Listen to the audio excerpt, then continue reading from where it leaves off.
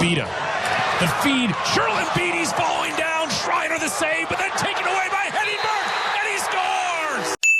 That's my friend, Jules Heningburg. He's a professional lacrosse player in the Premier Lacrosse League, but more importantly, he's one of my best friends. But let's take it way back. In the summer of 2019, I had just finished my junior year at USC in Los Angeles, California. I secured an internship at the Premier Lacrosse League, which meant I was staying in LA for the summer. It would be the first time in my college life that I wasn't going to spend summer break with my family in Maryland, and I was definitely a little nervous. The internship allowed me to be a part of an incredible social media team and create content of all of the lacrosse players that I grew up idolizing. The PLL office in El Segundo quickly became my home away from home. I tried to be in that building for as long as I could every day because the team was quickly becoming a family for me. But as the workday ended every day and the sun set in California, I knew I was going back to my empty apartment 3,000 miles away from my family. The homesickness started to kick in. It was right about then that I met my best friend, Jules. Jules is an attacker for Redwoods Lacrosse Club, and I met him through the job. He was also living in Los Angeles for the summer, and we quickly became very good friends. My life was changing because I was so far from my family at a brand new job, and Jules' life was changing because he was an emerging star in the PLL. We started to coordinate outfits for PLL weekends, grabbed dinner to discuss both of our roles at the PLL,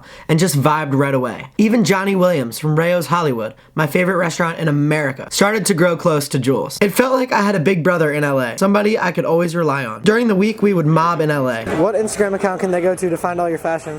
KT Fits. No, We're just gonna switch it to Jules. We're getting rid of the last name. Bag secured. And on the weekends, we were in the same city for the PLL tour. Jules is insanely passionate about those he cares about, so he took me under his wing for the summer. At that point in my life, I was still playing lacrosse at USC. Jules and I would practice together, grab food, and talk about the ins and outs of college athletics. He was the first person I would call with news about my playing career, my YouTube channel, or really anything for that matter. Jules' lacrosse story is that of an underdog turned phenom, and I really aligned myself with his playing style and coaching. I cherish the days that I would spend with Jules working on lacrosse, getting better, and hanging out afterwards. I learned so much during that summer from him. Still to this day, we talk almost every day. I've made content for his businesses, and he is going to be a regularly recurring guest on my YouTube channel when quarantine is lifted. A couple weeks ago, I called Jules just to chat, and by the end of the call, I was inspired. He gave me a piece of advice that I didn't want to hear, but I needed to hear. He told me that I'm filled with great ideas, but it is time to start manifesting those ideas. Just do it. Immediately after the call, I got working on my NCAA video and my podcast, Connect with KT. If it weren't for Jules lighting a fire on that phone call a couple weeks ago, I still think I would have been in a content stalemate at the moment, and I don't know what I would be doing with my YouTube channel or with my brand. Jules entered the season as an underlooked second-year player. I entered the summer as a very inexperienced intern, and we got to navigate that world together. As we both worked on our crafts respectively, our bond grew even closer. I'm extremely thankful for Jules and every memory that we have made.